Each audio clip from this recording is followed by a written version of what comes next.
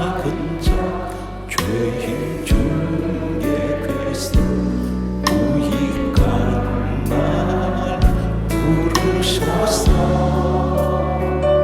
간절한 기대와 소망 부끄럽지 않게 십자가 담게 하셨네. 어디든지 가리라 주 위에 서라면 나는 전하리 그 십자가 내 몸에 뱀신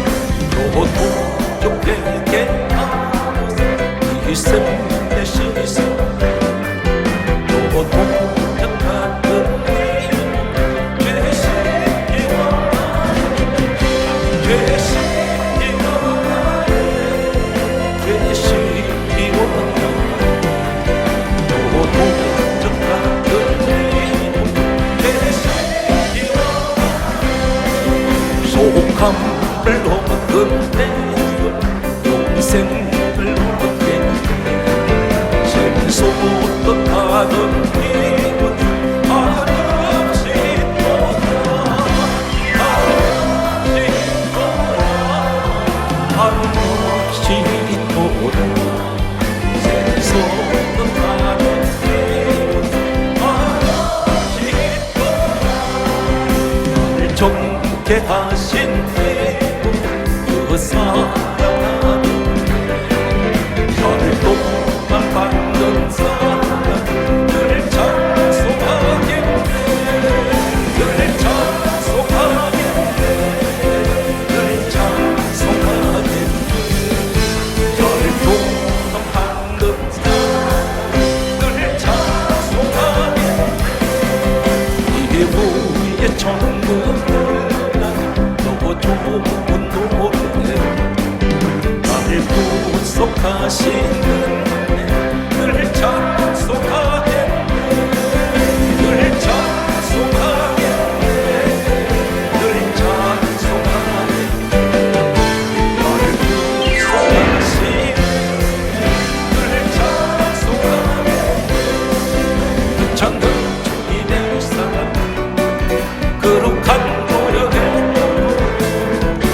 우리 다 찬양을 합시다 주님을 만나볼 때까지 예수는 우리를 깨끗게 하시는 주신 그의 피 우리를 금보다 고있게 하셨네 우리를 깨끗게 함기는 무궁한 생명의 곳에서 생명을 구원한 친구들 하나님 찬양을 합시다 예수는 우리를 깨끗게 하시는 주신 그의 피 우리를 눈보다 보이게 하시네 주님의 깨끗한 보혈을 날마다 입으로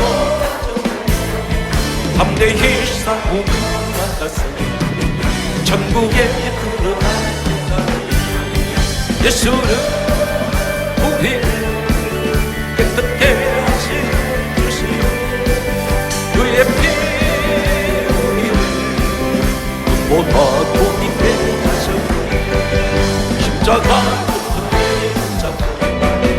날마다 이기며 나갔어 우리의 대표원 수도사 주 앞에 찬양하는 예수는 우리를 깨끗게 하시는 주신 그의 피 우리를 눈보다 보이게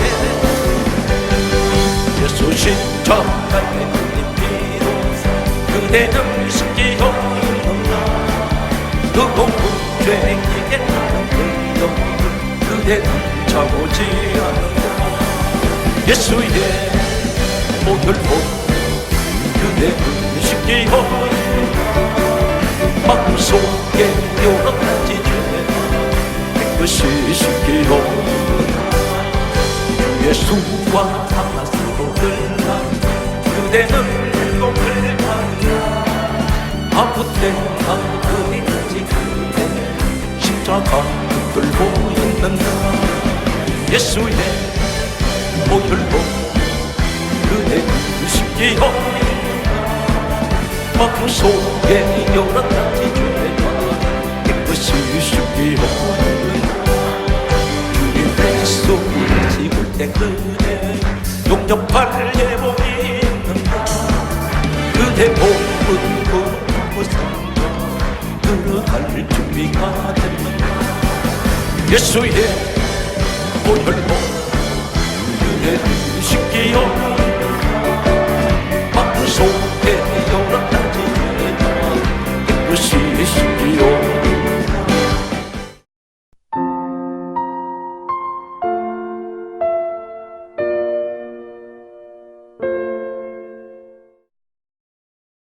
오늘 이 자리에 수많은 문제를 안고 계신 분들이 있습니다.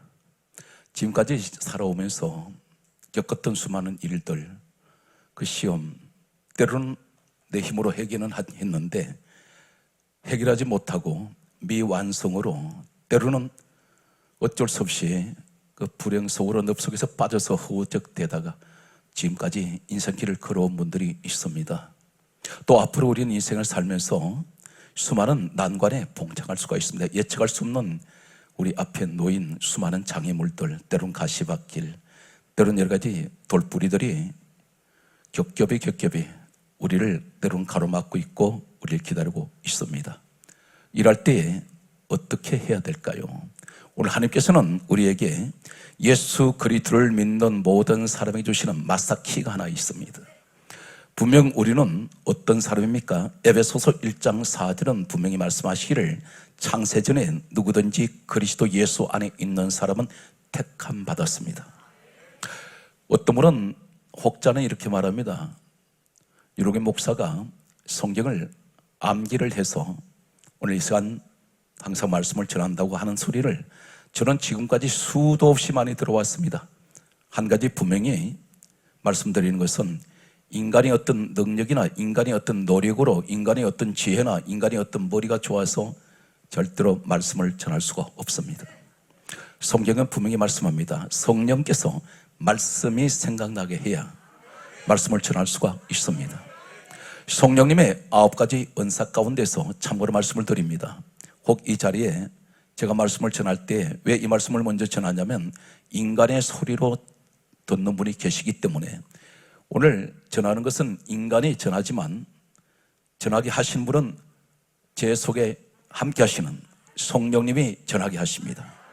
왜 그러냐면 고린도전서 12장 7절에 다음 같은 말씀을 하고 있습니다.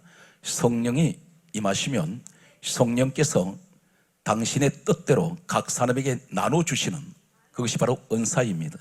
그것이 첫 번째 은사는 지혜 말씀이고 두 번째가 지식의 말씀입니다. 다시 말씀드려서 말씀의 은사가 성령께서 각 사람에게 당신의 뜻대로 나눠주실 때가 있습니다.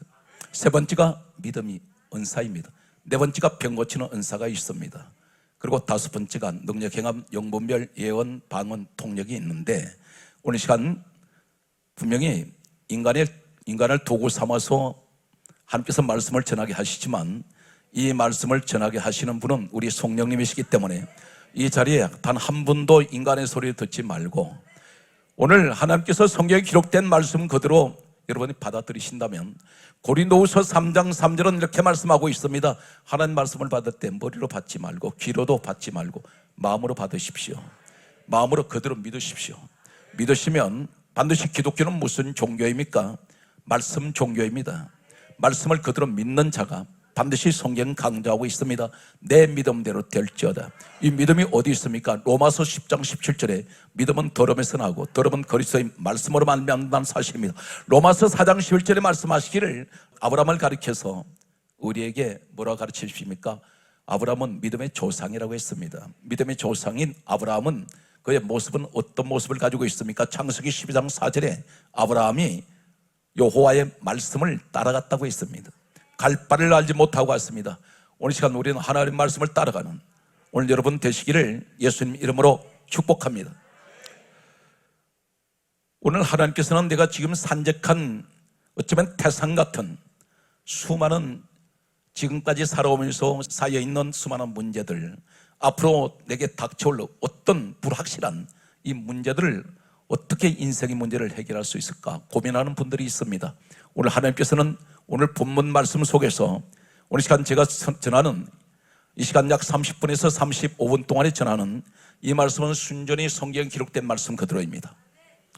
한 사람에게만 역사하신 것이 아니라 수많은 사람에게 각 시대를 초월해서 하나님께서는 신분의 높고 낮음에 관계없이 말씀을 통해서 주시는 응답이 하나 있습니다. 오늘 성령의 사람들 시리즈, 이 시간은 야고보서 1장 1절에 소개되고 있는 하나님과 주 예수 그리스도의 종 야고보라는 사람을 소개하겠습니다. 하나님과 주 예수 그리스도의 종 야고보, 이 사람이 누구인가 하면 바로 예수님께서 처녀 마리아의 몸에서 성령으로 잉태되시고 태어나신 후에 요셉과 마리아 사이에 태어난 아들입니다. 다시 말씀드려서 예수님께는 육신의 동생이 되겠습니다. 그런데 이 사람이 고백합니다. 나는 하나님의 종이고 주 예수 그리스도의 종이라고 말하고 있습니다. 야고보서는 누가 기록했냐면 바로 예수님의 육신의 동생인, 다시 말씀드려서 요셉과 마리아의 몸에서 태어난 첫 번째 아들 야고보가 기록한 책이 오늘 소개되고 있는 야고보서입니다. 성경에는 야고보라는 사람이 많이 등장합니다. 예수님의 제자 가운데 야고보가 있고 또 작은 야고보도 있습니다.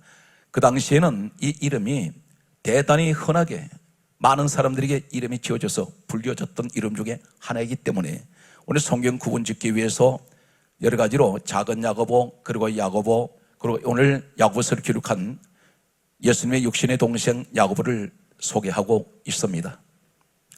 야고보는 처음부터 예수님을 하나님의 아들로 믿었을까요? 성경을 소개합니다. 마태복음 13장 55절에서 56절 말씀을 보면 55절은 다음 같은 말씀을 기록하고 있습니다. 예수님께서 마리아의 몸에서 태어나신 후에 정상적인 부부 관계를 통해서 태어난 아들이 4명이 있었습니다. 요셉과 마리아 사이에 태어난 아들은 분명 성경은 마태복음 13장 55절에 다음 같은 말씀을 하고 있습니다. 야고보, 그리고 성경 강조합니다. 요셉, 그리고 시몬, 그리고 유다라는 사람 4명이 바로 요셉과 마리아의 사이에서 태어난 아들들입니다. 4명의 아들을 두었습니다. 그리고 이어서 마태복음 13장 56절 말씀을 보게 되면 역시 요셉과 마리아의 사이에 태어난 딸들이 있었는데 성경은 한 명의 딸이 아니라 딸들이라고 소개하고 있습니다. 여러 명의 자녀를 많이 두었습니다. 여기에서 우리가 보게 되면 야고보라는 사람, 요셉이라는 사람, 시몬이라는 사람, 유다라는 사람, 우리가 혼돈할 수가 있습니다. 이 유다 자칫하면 가룟 유다로 생각하는데 그렇지가 않습니다. 그 당시에 야고보라는 이름과 함께 요셉의 이름과 시몬이라는 이름과 유다라는 이름을 가장 많이 흔하게 사용한 이름 중에 하나들입니다. 참고하시면 좋겠습니다. 그런데 성경 말씀은 또 이렇게 기록하고 있습니다.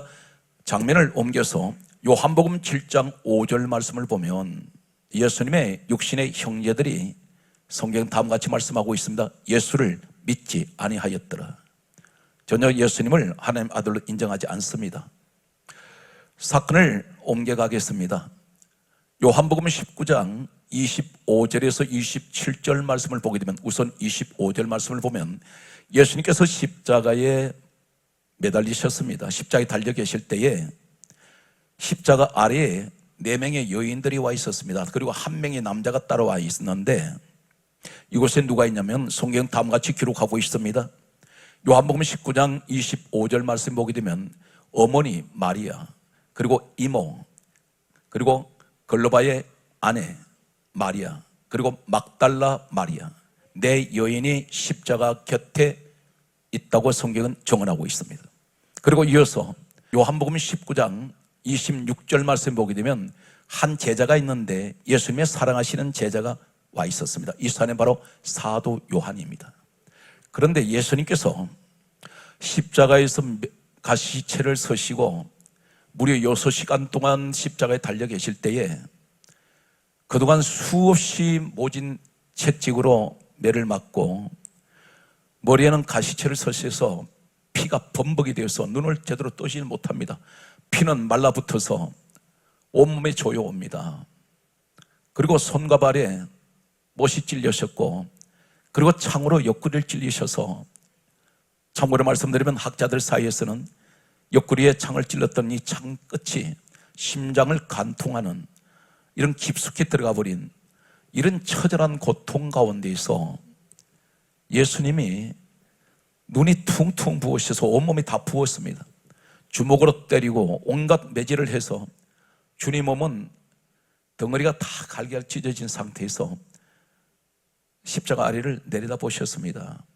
희미하게 보이는 그 현장에 어머니 마리아가 보였고, 이모가 와 있고, 그리고 글로바의 아내 마리아가 보이고 막달라 마리아가 있었습니다. 그리고 그 옆에 예수님 제자 한 명, 예수님 사랑하시는 제자 요한이 와 있었습니다. 이때에 예수님께서 운명하시는 바로 그 순간에 요한복음 19장 26절에 어머니를 보면서 이렇게 말합니다. 사랑하는 제자를 가리키면서 보소서 아들입니다. 양자 삼으라는 것입니다. 왜 이렇게 하실까요? 이어서 성경 말씀은 요한복음 19장 27절에 보면 사랑하는 그 제자에게 다음과 같은 말씀을 하십니다. 보라, 내 어머니다. 그때 성경이 이렇게 강조합니다. 27절에 그 사랑하는 제자가 그때로부터 자기 집에 마리아를 모시니라 이렇게 기록하고 있습니다. 지금까지 우리는 말씀을 정리하면 요셉과 마리아 사이 태어난 아들 4명이 있습니다. 딸들도 있습니다. 그런데 왜 십자가에서 예수님 돌아가실 때에 친자식도 아닌 예수님의 제자 요한에게 마리아 어머니를 부탁하는 그 부탁을 하실까요? 그리고 요한이 그 사랑하는 제자가 바로 마리아를 자기 집에 모신 이유가 무엇입니까? 친자식들이 있는데. 우리는 이렇게 추정합니다. 많은 학자들이 이렇게 말하고 있습니다. 예수님이 태어나신 후에 요셉과 마리아 사이에 많은 자녀들이 태어났습니다. 그런데 아버지 요셉과 어머니 마리아를 볼 때에 이 자식들은 늘 불만이었습니다. 왜 그러냐면 요셉과 마리아는 예수님 이 땅에 성령으로 잉태하시고 태어나실 때에 천사가 와서 하나님의 아들이신 것을 미리 가르쳐 주었습니다. 그런데 이 자식들한테 이야기를 하지만 그들은 믿지 않았습니다. 그들은 늘 불만인 것이 요셉 아버지와 마리아가 유난히 같은 형제인데 같은 집에서 자랐고 같은 집에서 잠자고 같은 집에서 생활했는데 예수님만 유난히 끔찍히 사랑하고 섬기는 것을 볼 때 이 자식들은 불만이 터지기 시작합니다. 심지어 예수님 십자가 현장에 마리아와 요셉의 자식은 한 사람도 보이지 않습니다. 그들은 믿지 않습니다. 그들이 예수를 믿지 않았다는 이 반의 정언이 바로 뭐냐면 그들은 하나님 아들인 것을 인정하지 않습니다. 그러면서 아버지 어머니는 예수님밖에 몰라, 자기 형밖에 모른다고 생각했습니다. 그래서 제자에게 예수님께서 마리아를 부탁하신 것은 이 자식들은 어머니를 버려버렸는지 모릅니다. 어머니를 내팽개쳐 버렸는지 모릅니다. 어느 누구 한 사람 그들도 보지 않았는지 모릅니다. 예수님이 십자가에서 마지막으로 운명하실 때에 바로 마리아 육신의 어머니를 사랑하는 제자 요한에게 부탁을 하신 이 배경은 말씀드린 그대로 이러한 아픈 사연이 있습니다. 예수님께서 이제 십자가에서 운명하셨습니다. 그런데 이 사람이 어떻게 해서 요셉과 마리아 사이 태어난 가장 첫 아들이라 할 수 있는 우리 예수님은 성령으로 잉태되시고 태어나셨습니다. 실질적으로는 요셉과 마리아 사이의 장남은 야고보라고 할 수 있습니다. 왜 야고보를 장남으로 보냐면 항상 유대의 관습은, 유대의 문화는 반드시 같은 형제들이 이름을 기록할 때 장자를 가장 앞에 이름을 기록하는 이런 관습이 있습니다. 이러한 사실로 봐서 야고보가 가장 요셉과 마리아 사이에 태어난 자식들, 특히 아들들 이름 가운데 항상 맨 앞에 이름이 기록되는 것을 보게 됩니다. 이 사람이 그런데 언제 이 사람이 하나님의 아들이신 것을 성경 분명히 이렇게 말하고 있습니다. 야고보서 1장 1절에 하나님과 주 예수 그리스도의 종 야고보라고 했습니다. 예수님을 가리켜 주님이라고 합니다. 주 하나님이라는 것입니다. 언제 이 사람은 변화되었을까요? 고린도전서 15장 4절 말씀을 보면 이렇게 정언하고 있습니다. 예수님이 죽은 자 가운데서 사흘 만에 다시 살아나셔서 가장 먼저 보인 사람들은 12 제자에게 먼저 보이셨습니다. 그리고 두 번째가 500명에게 일시에 보이시고 바로 이어서 하는 말씀이 야고보에게 보이셨다 했습니다. 이 야고보가 바로 예수님의 육신의 동생입니다. 여기에서 야고보는 주여 하고 무너져 버립니다. 예수님 부활하셨을 때에 형제들은 예수님을 믿기 시작합니다. 그 사실이 어디에 정연되고 있냐면 사도행전 1장 14절 말씀 보게 되면 120명이 성령 받기 위해서 다락방에서 모여 있는 이 모습 속에서 120명 가운데 성경에 이렇게 기록하고 있습니다. 예수의 형제, 예수의 아우들도 그곳에 있었더라 말씀하고 있습니다. 여기서 성령을 받게 됩니다. 예수님의 형제들은, 육신의 그 형제들, 다시 말씀드려서 요셉과 마리아 사이에 태어난 이 자식들도 성령을 받았습니다. 그래서 오늘 야고보서가 야고보를 기록하는데 이 야고보서에 성령 받은 이 야고보가 기록하고 있는 이 야고보서에는 독특한 내용이 소개되고 있습니다. 이 사람은 기도의 사람입니다.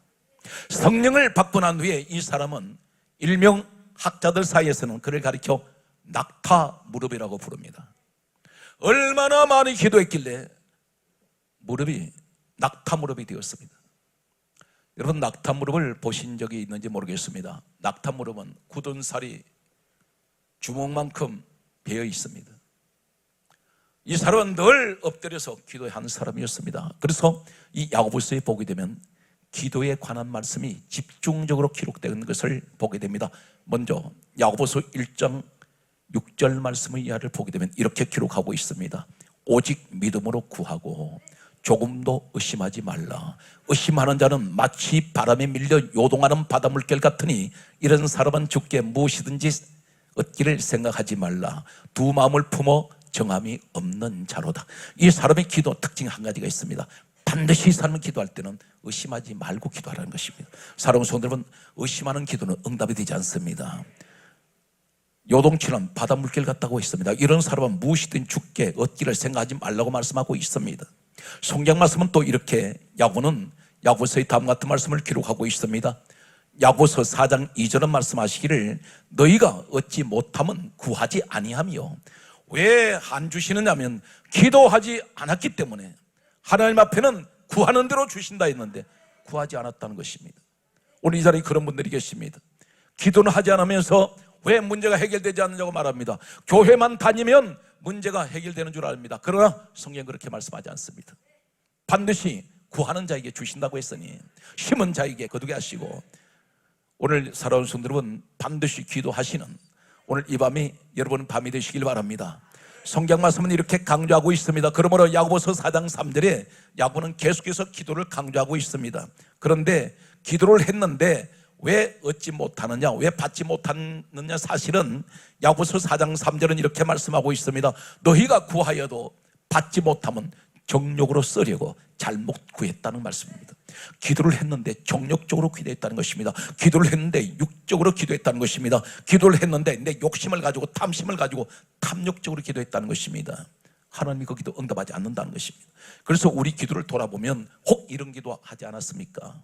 전부 내 목적을 이루기 위해서 하나님을 때로는 종으로 부리고 있습니다. 내가 필요할 때만 그분은 무슨 마술 램프같이 해결해 주시는 분만 알고 있다는 사실입니다.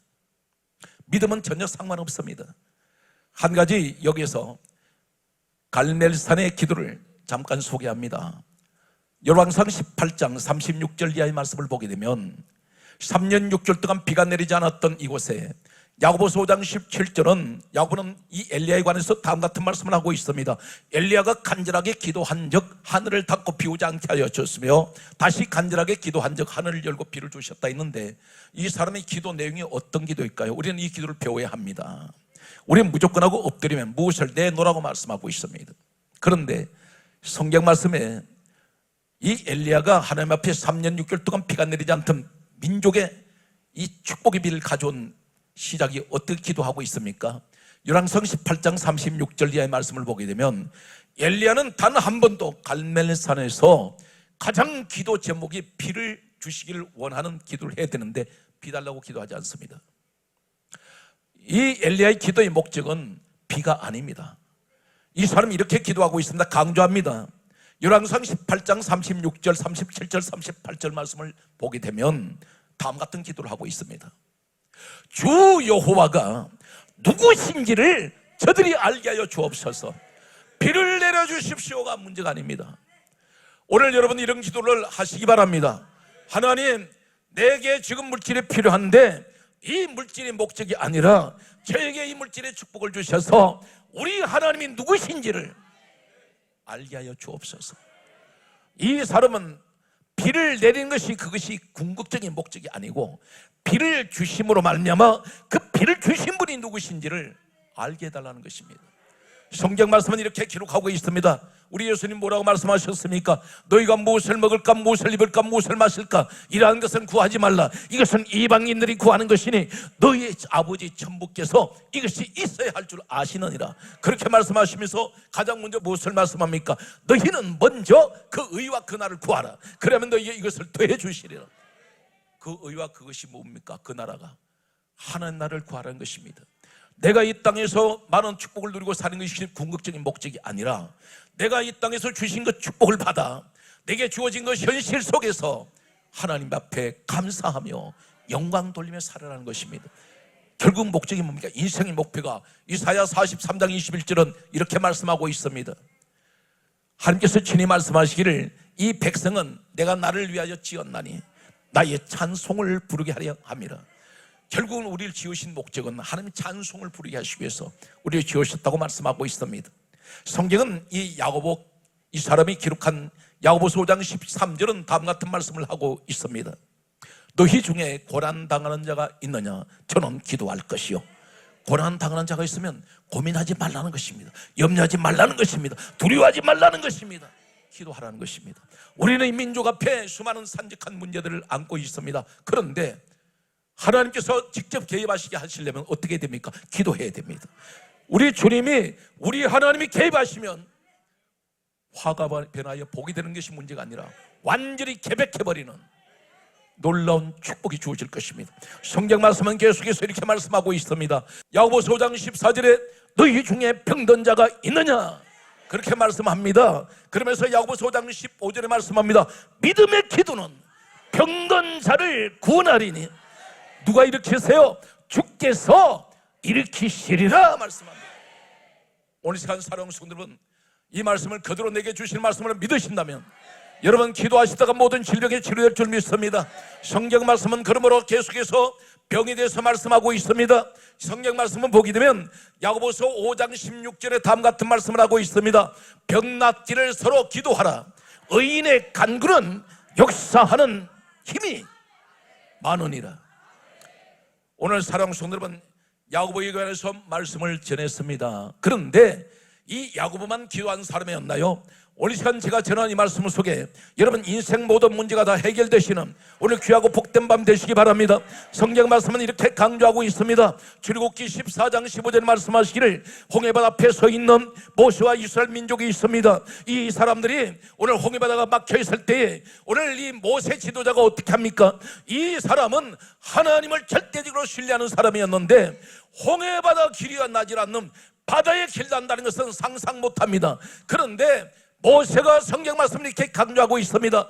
출애굽기 14장 15절에 말씀하시기를 모세가 하나님을 향하여 부르짖을 때에, 성경은 강조합니다. 모세가 부르짖을 때 홍해 바다가 갈라져 버립니다. 우리 인생의 모든 문제가 부르짖고 기도하는 이 자리에 주여 막힌 것이 열려지게 하여 주시고, 사업의 길이 열리며 내 가정의 길이 열려지며, 주여 이 민족이 홍해바다같이 막혀있는 오늘 여러 가지 많은 난제를 가지고 있습니다.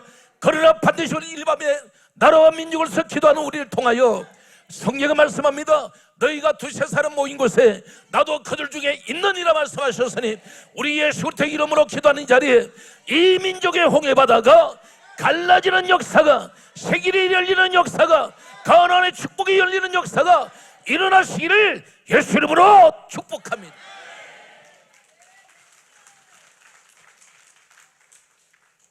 성경 말씀은 다음 같은 말씀을 하고 있습니다. 우리 인생을 살면서 얼마나 써디선 많은 썬물을 마실 때가 있습니다. 인생의 많은 썬맛을 우리는 경험하며 살아왔습니다. 그런데 하나님 말씀합니다. 그 인생의 써디선, 이 써디선 인생을 너는 단물나는 인생으로 바꿔줄 수 있다는 것입니다. 어떻게 하면 됩니까? 성경 말씀을 이렇게 기록하고 있습니다. 출애굽기 15장 25절에 말씀하고 있습니다. 모세가 민족이 마라라는 썬물을 만나게 됩니다. 마실 수가 없습니다. 이 말은 써서 마시지 못합니다. 그래서 써다는 뜻은 괴로움, 고통은 마라를 의미하고 있습니다. 마라의 선물을 만났을 때 이 모세의 특징은, 이 모세 지도자는 항상 그가 하는 하나님 앞에 한 가지 행동을 하고 있습니다. 마라의 선물을 만났을 때에 출애굽기 15장 25절에는 모세가 여호와께 부르짖었더니 하나님께서 선물을 변하여 단물되게 하여 주시고, 오늘 선물 받는 이스라엘 민족을 완전히 생수의 강으로 만들어버리는 놀라운 축복이 주어지는 오늘 이 현장에, 주여 내 민족이, 내 가정이, 내 삶의 현장이 서리선 인생을 만난 내 삶 속에 주여 단물로 바꿔지는 이 축복의 이 자리가 부르짖고 기도하는 사람에게 나타나게 하여 주시옵소서.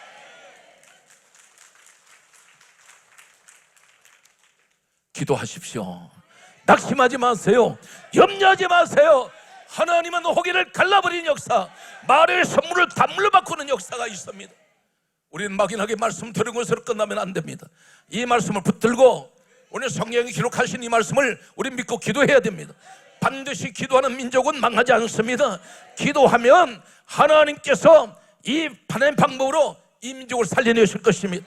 성경 말씀 보게 되면 민수기 11장 1절에 이렇게 말씀하고 있습니다. 2절까지 말씀하시기를 진노의 불이 임해버렸습니다. 수많은 사람들이 하나님의 진노의 불에 타서 죽어가고 있습니다. 이때 역시 모세가 하나님 앞에 진노의 불이 임했을 때에, 이 모세가 부르짖어 기도할 때에 성경 강조합니다. 하나님의 진노의 불이 꺼져버립니다. 오늘 무엇을 말합니까? 오늘 내 인생에 하나님 시험이, 환난이 닥쳐서 아버지의 불같은 시험 속에 내가 빠져 있습니다. 이 불을 끌 수가 없습니다 할 때 하는 말씀합니다. 너 부르짖어라. 부르짖으면 진노의 불은 자연히 꺼져버립니다. 오늘 이 시간 여러분들이 그 현장의 주인공이 되시길 바랍니다. 성경 말씀은 다음 같은 말씀을 하고 있습니다.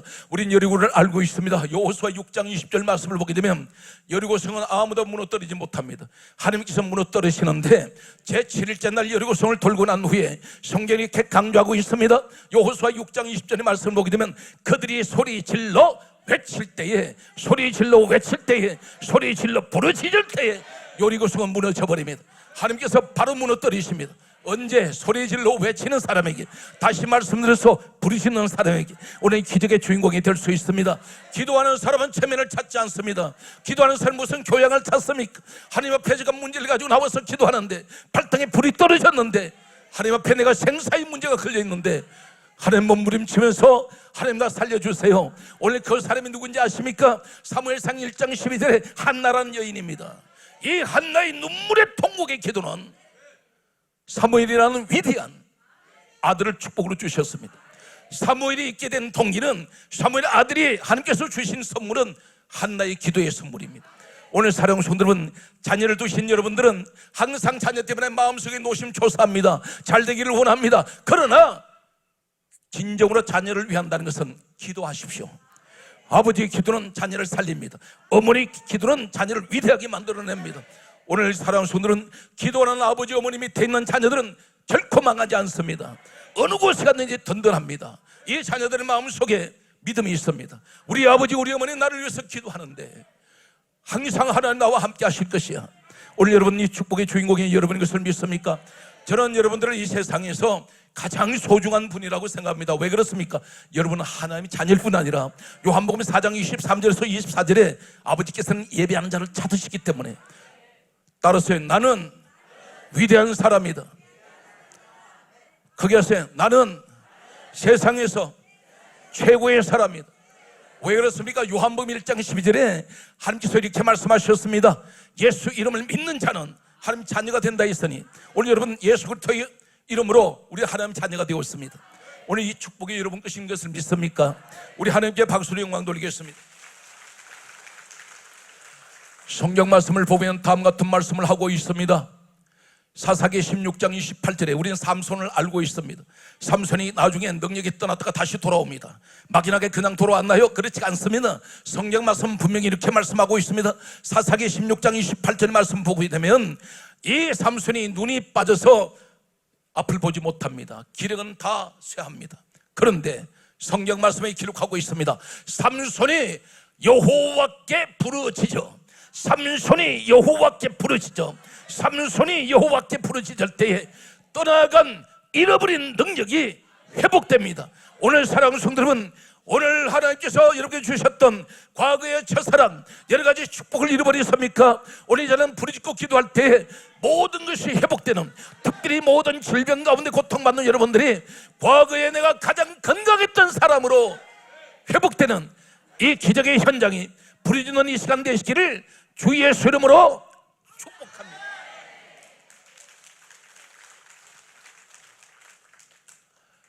성경 말씀은 다음같이 말씀하고 있습니다.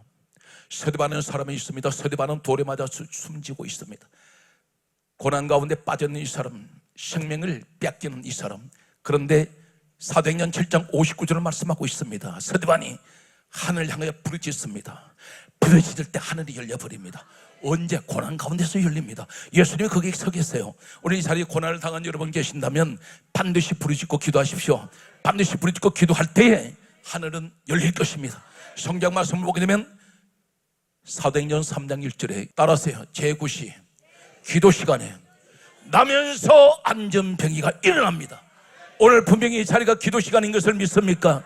오늘 하나님 여러분 괜히 부르신 것이 아닙니다. 우연히 내가 이곳에 온 것이 아닙니다. 성경은 분명히 말씀하고 있습니다. 이 사실 그대로 믿으시기 바랍니다. 내가 너를 부르지 않는 내 앞에 올 적 없고 나는 너 발걸음을 알고 있으며 너의 숨소리를 나는 횟수도 알고 있다 했습니다.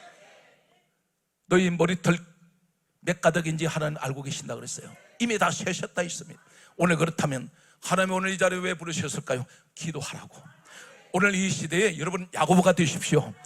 반드시 오늘 우리 주님은 이러한 모습을 우리에게 보여주고 계십니다. 말씀을 정리하겠습니다.